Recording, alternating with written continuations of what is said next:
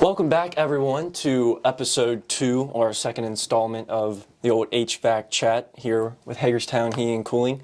Today, I'm joined by Matt with Hagerstown Heating and Cooling. Matt McDaniel, the head comfort technician here at Hagerstown Heating and Cooling. How you doing, Matt? I'm doing great.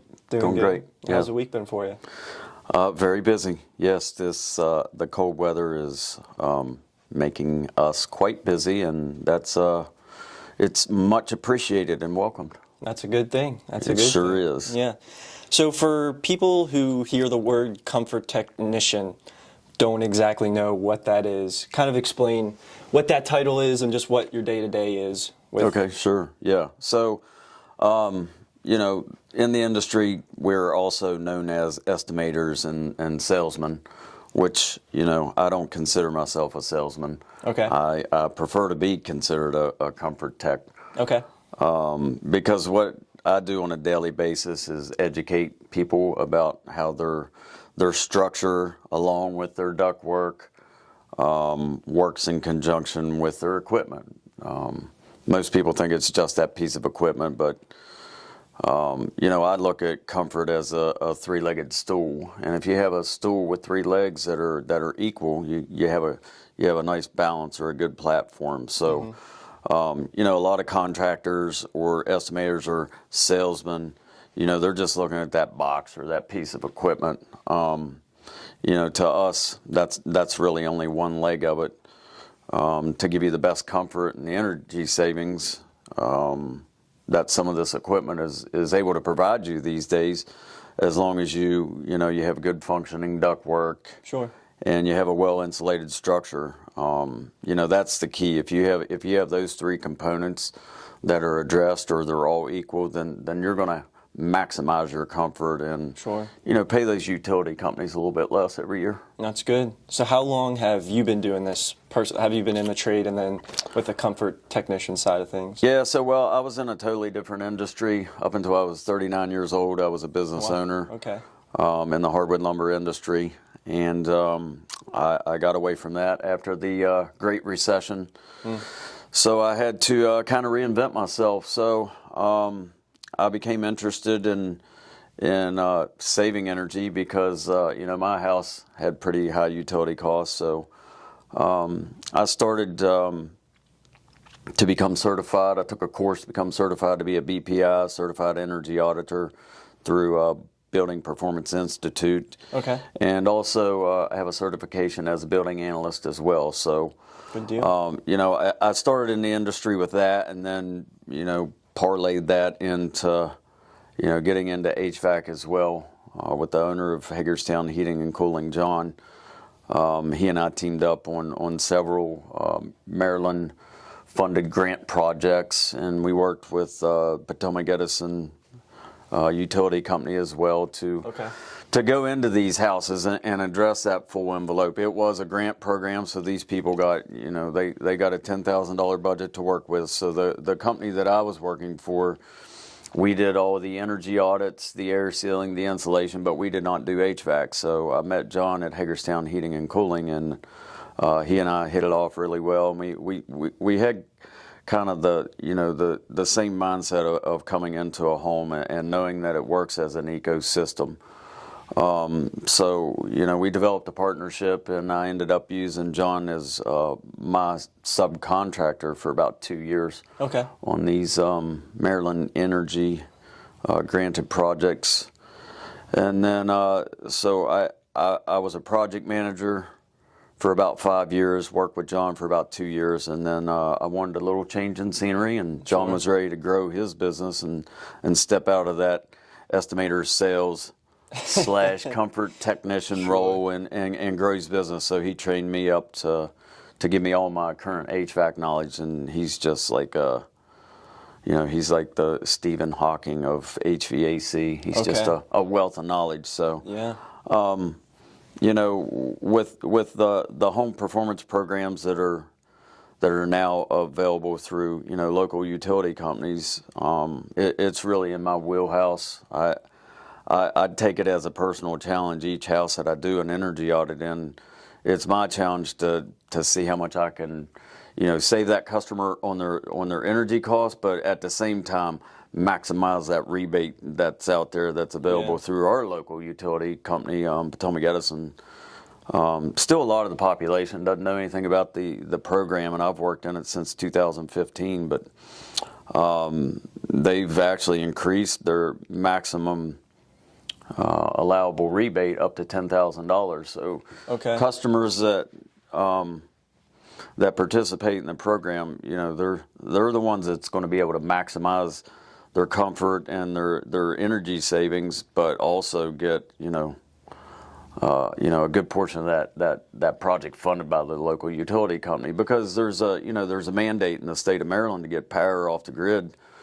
They chose to go the route of conservation in Maryland as opposed to building up the grid. So they want to incentivize their customer base to make these energy efficient improvements, and not just address your piece of equipment, but look at your whole house as that eco solution. So I don't want to interrupt, but sure. I'm sure people listening to hear up to 10,000 in savings. Many people don't know about it. If you can, just kind of explain the program as a whole. If I'm someone that, hey, I'm in the area, I'm in the Hagerstown, Washington County area, what do I need to do? What's the steps that I can follow? There's easy steps. You can call us at Hagerstown Heating and Cooling. You can get on First Energy website, and they have a vast array of information and details about the rebate program. So ultimately, what we need you to do is make that phone call, schedule a comprehensive energy audit. And right now, the audits only cost the customer $100. Potomac Edison pays us the other $300 to do that audit. But that's what's going to get you enrolled in the program. To determine what your potential rebates are, you have to have that energy audit. And I can give you an idea of what the rebates are before you make any financial commitments. So it's just a phone call, or jump on Potomac Edison's website, and there's a list of registered contractors on there, which we are a registered contractor with Potomac Edison. So it's a pretty easy process, and I manage the whole process for the customer. Good deal. So I guess how many is this kind of like your main day-to-day? Are these energy audits and being able to fulfill that? Yeah, so I do estimates every day, and we do energy audits every day as well. The people that can get the best bang for their buck to maximize that rebate dollar are customers that have all-electric houses. And all-electric are houses that have baseboard heat and central AC, or radiant ceiling heat and central AC, or maybe just an older heat pump, and we upgrade your heat pump. So people that have all-electric houses are able to maximize that rebate. People that have fossil fuel, there still are quite a bit of rebate dollars for you, just not quite as much as if you have an all-electric house. Good deal. So anybody with all-electric houses out there, it's definitely something to utilize and look into. This is kind of like a personal question. Maybe I see a lot of people, they're putting up solar panels on their houses. Right, yeah. How does that intertwine at all with anything you're doing? Could you? I'm not intertwined with solar on a day-to-day basis, but I do have a very, very good contact that I can refer people to for the solar array. Right now, Potomac Edison is more focused on the shell of the home and your HVAC equipment. There are federal programs for solar incentives, but solar's not in my wheelhouse. But right now, we have equipment, heat pumps that are so efficient that it can rival the savings on solar panels. Sure. And kind of like, if you zoom out a little bit, so you've been doing this for these energy audits for almost 10 years. Almost 10 years. Yeah. What are kind of those concrete benefits you're seeing from customers? From not only from an ease of mind side, but more money in their pocket side. Absolutely. Yeah. The energy savings are one thing, but especially during the when we had the COVID years, a lot of people spent a lot more time in their homes. Sure. So they've really got a feel for, how that HVAC system, either provided them with really good comfort or it didn't. Yep. Or, they had to use it more and it broke down. So, that gives us that opportunity to really zero in on that comfort, because a lot of times it could be a lack of insulation. You could have an older home that's very drafty. So when you get that comprehensive energy audit, we set up a blower door test, and we can pinpoint and identify where the leak points are in your structure. We have several diagnostic tools and pieces of equipment that can help maximize that comfort. You have your energy savings as well, and ultimately it's good for Mother Earth. Yeah, I think that's only something that's coming more prominent is people absolutely just finding renewable sources of energy and trying to reduce their carbon footprint. Right. So. Yeah, and another thing that not the entire general population is probably aware of, but we've already had rate increases from our local utility company last year, and we have another 25% increase. I was about to say it was a big jump recently. Another 25%. So, buying more efficient equipment and addressing that shell, especially addressing your structure or your shell. We're not talking about tens of thousands of dollars to do this. With the average energy audit, when those recommendations are implemented, the average savings is about $500 to $600 a year for that customer. That's the average savings. Older homes, we can achieve a more robust amount. But yeah, there's definitely several benefits, and one that I haven't even touched upon yet, but the quality of air in your home as well. Sure. Yeah.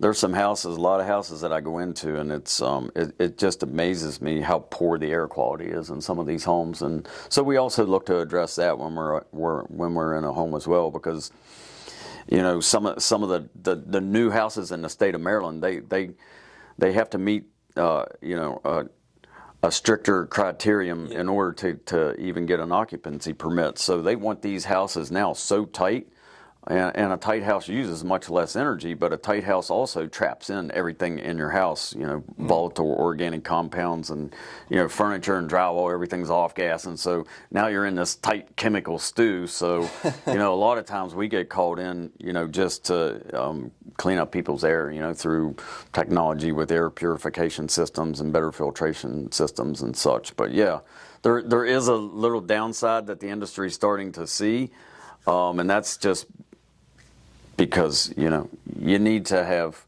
good air quality in your house as well. Yeah. So we like to purify it and filter it, and then all that makes a nice working, low cost, great comfort system. Well said. Well said. Well, kind of as we wrap up here, kind of first thing everyone's going to do, obviously go to the website, be able to call us and get more information with that. Whether it's Matt, whether it's Adam, our GM, that's able to inform you guys and help you down the right steps with that. But besides that, do you have kind of one more closing tip or piece of advice to people that can kind of get something quick as we wrap up? Yeah. So when we do these blower door tests and identify where your air leakage is coming from, my recommendation to you is just make sure that your windows are caulked. If you have separation in your caulking, it's going to let air in, no matter how good your window is. So touch up your caulking, add weather stripping to your doors. Those are another bugaboos, and door sweeps underneath your doors. So those are just some little quick do-it-yourself kind of tips that, for $100 or less, you can probably make your house a little less drafty. So good deal. Sure. Good deal. Yeah. Yep. But I love to educate the customer, and I'm always giving some DIY tips when I'm there to I like for people to make sure they got the value of that audit, even if they choose not to do any of the work. 100%. Yeah. Yes, sir. I bet that's well appreciated by them as well. So. Absolutely, and that's kind of in my makeup. I like to show people how they can better themselves and their living environment. Yeah, good deal. Well, you guys got to hear it from the expert himself, Matt. A decade of experience in this field, so he's like he's a wealth of knowledge himself, being able to inform and educate you guys. Thank you guys for tuning in to episode 2 of our little HVAC chat here at Hagerstown Heating and Cooling.